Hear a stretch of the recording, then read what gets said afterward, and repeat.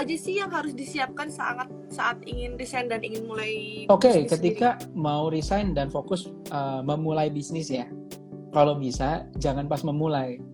sendiri? Ya kalau bisa teman-teman ketika Oke. resign ini bisnis sudah berjalan dengan baik. Ada juga sih orang yang bilang gini, Ki kalau misalnya gue nggak resign, waktu gue nggak ada, bisnis gue terbengkalai, ya kan?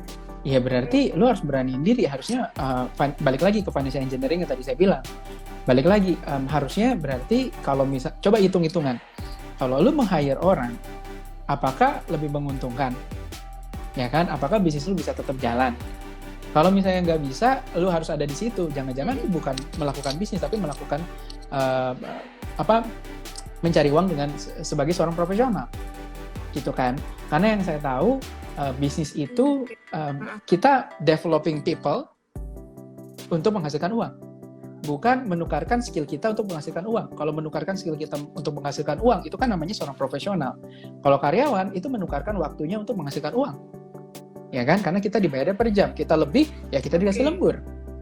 Ya kan? Nah, yang paling enak itu yang menjadi seorang business owner, we developing people, tapi dengan banyak sekali hal yang harus dipelajari. Dan yang terakhir itu menjadi seorang investor. Seorang investor kan mempekerjakan uang untuk menghasilkan uang. No drama dan lain sebagainya, tapi analisisnya udah kayak orang gila. Jadi mungkin orang cuma bisa melihat 1-2 langkah. Seorang investor PR-nya banyak, harus melihat 10 langkah ke depan, gitu kan, beberapa tahun ke depan. Dia harus memiliki banyak sekali referensi dari sisi bisnis dan lain sebagainya. Jadi menurut saya pribadi, kalau misalnya teman-teman ngelihat meng-hire orang itu jauh lebih menghasilkan, dan hire aja, gitu. Saya cerita bisnis kecil deh, Kak. Oke. Ada seorang freelancer fotografer. Oke. Saya suka dengan orang ini, ya, karena ketika dia datang sama saya, dia nanya, Mas Rizky, perencanaan pensiun itu seperti apa, gitu kan? Oke. Tapi sebelum saya ngomongin perencanaan pensiun sama dia, saya nanya dulu, gimana cara dia menghasilkan uang? Karena dia dari sisi bisnisnya itu bisa mendapatkan kurang lebih per bulan itu di angka 15-20 juta. Nah, ternyata dia adalah seorang fotografer awalnya. Tapi dia sadar kalau dia motoin terus, berarti dia kan cuma dapat hasil ketika dia menukarkan skillnya. Disubmit ke klien, fotonya dikirim, dia dapat duitnya. Oke. Tapi yang dengan hasil foto dia yang bagus, dia tidak bisa nih memiliki pekerjaan tambahan. Dan setiap weekend palingan cuma 1-2 klien yang bisa dia tangani. Gimana caranya dia bisa nanganin 3 klien? Yang berarti dia harus punya tim. Kalau punya tim berarti harus bagi hasil dong.